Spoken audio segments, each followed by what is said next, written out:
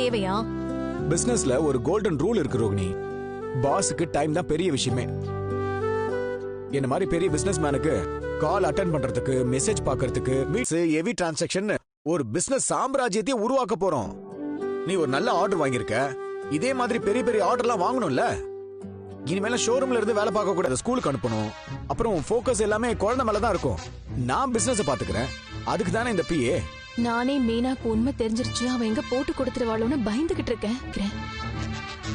நீ கூட இருக்கிற வரைக்கும் என்னுடைய கனவுகள் எல்லாம் உண்மையாகும் ரோகிணி.